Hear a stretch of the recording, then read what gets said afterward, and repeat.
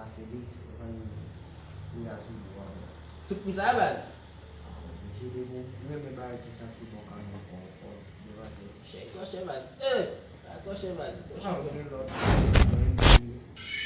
Ni ti ba ko ya. Ko sheban ko kawan mas.